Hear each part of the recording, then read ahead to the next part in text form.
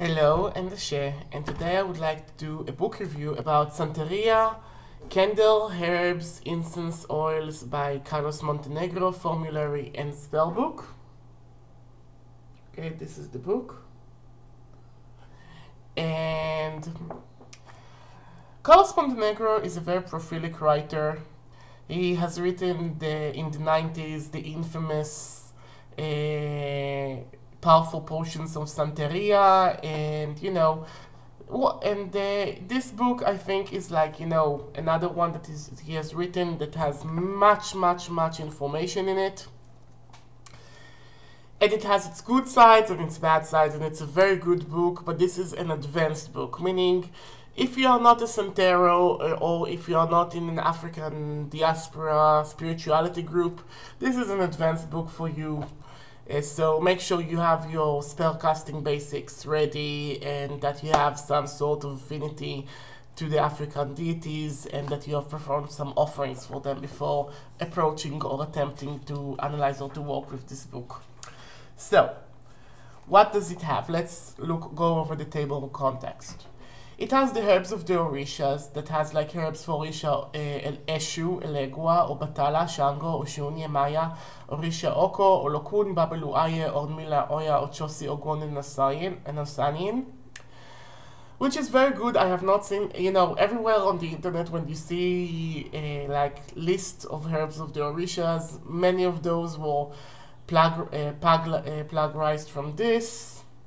It has the palos, it has magical powders, protection powder, destroying individuals, separation powder, bewitching powder, prosperity powder, scorpion powder, powder of the dead, powder of the warriors, ganga powder, powered African frogs, spirit powder, conflict powder, love powder, snake powder, dove egg powder, guinea hen powder. You get the gist.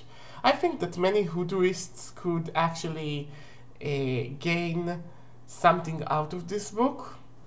Okay, attraction powder, etc., etc. Getaway powder, hot food powder, magical potions for specific potion purposes.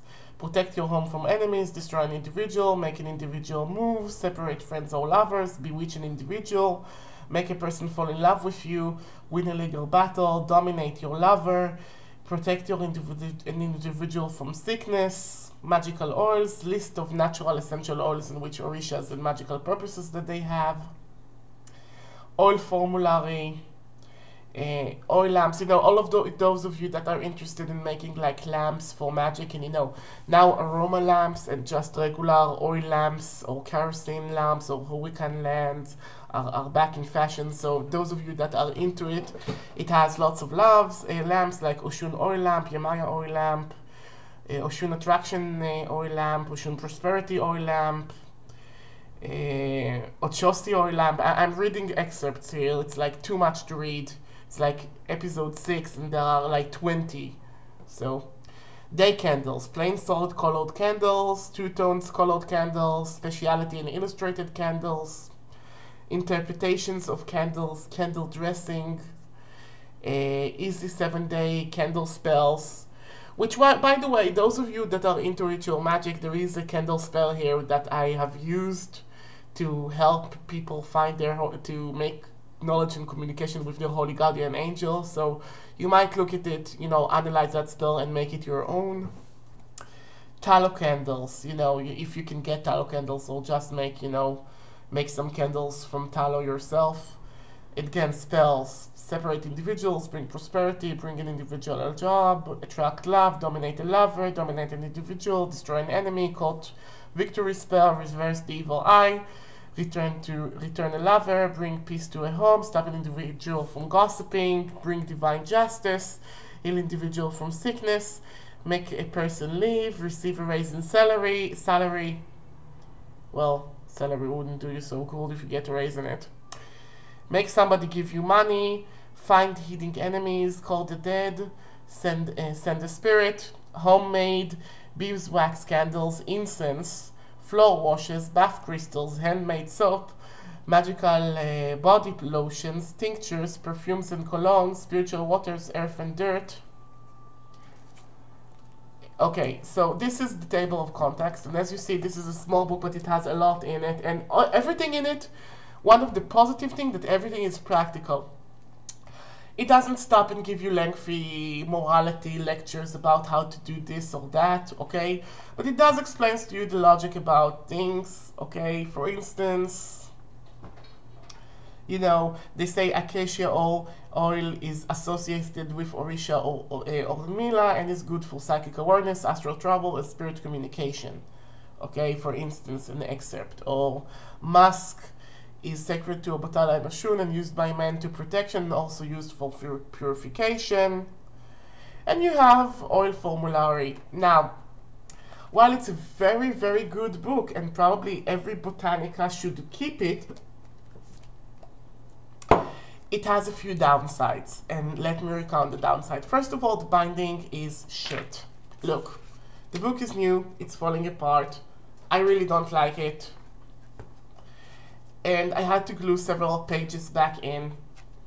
And I paid $18 for it back in the day when it was first published. And the knowledge here is invaluable, but I wish that that publication would respect more the books that they publish out. Second, this book needs heavy editing. That it wasn't edited well. For instance, one of the things that I remember is like, okay, the Palo sections has 3 Palo mulattos. Each of them does something else. And it's not the same Palo mulatto, it's just the author, like, you know, in order to be lazy, while writing this book on the word page, like, did copy and paste for the thing and forgot to change the name of the Palo, okay? So you have like 3 Palo mulattos, each of them does something else completely. And also, you know, I would have liked it if the publishing house would take this, and this is by Original Publications, New York, would say, okay, you're giving us a list of palos, but don't just give us their Spanish names. Give us their Latin names, because you might have this tree growing in your backyard, okay? For instance, you know, let's see about them. And you know, there were discussions about this all the time. Like, you know, all the palos have been identified. For instance, here, Palo Abercamino. Abercamino is American forward, okay? You might have this growing as a weed in your garden, but you wouldn't know it because, you know, it has the Spanish name. But this is not a Spanish book, it was written in English, okay? It was written in English. So, I'm asking myself, could the translation be better? Could the auditing of this book be better? And this would have been really, really good if, when talking about the name of herbs, by the way, the name of herbs provided in this book, some of them are in English, but some of them are still in Spanish, okay? And some of the herbs are not really herbs. Like, for instance, anil is bluing, and it's not a herb, okay? Unless they still make anil from indigo, and then it would be called indigo, right? You know, I don't know. Anyway, this book should have had better auditing. The publishers should have demanded that there would be a greater distinctions between essential oils and fragrance oils in some of the recipes, okay? Because, you know, when he's talking about banana oil, he's not talking about people taking a banana and putting it in jar and filling it with oil and letting it stand for 3 months, okay?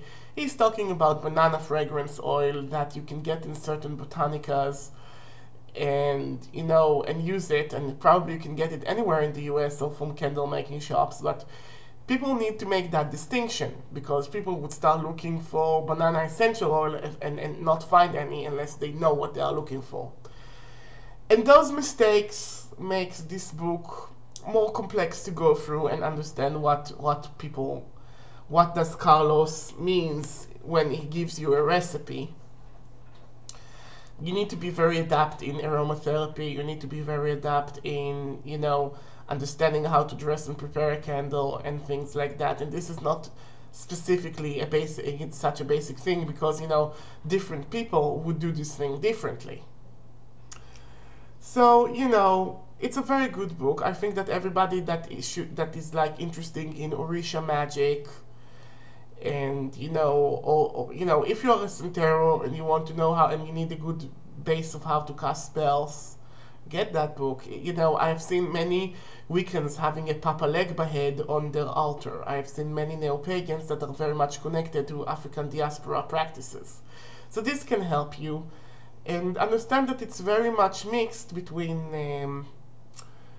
you know, Santeria, but also Brujeria, meaning, you know, it would have the Spanish element of magic in there. Spanish, Mexican, Espanol, etc. It's very good. I love this book.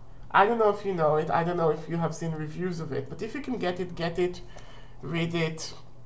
And I learned way more than 3 things in there. I have many spells here that I tried and worked. So, get the book. You would love it. Goodbye, Nashir.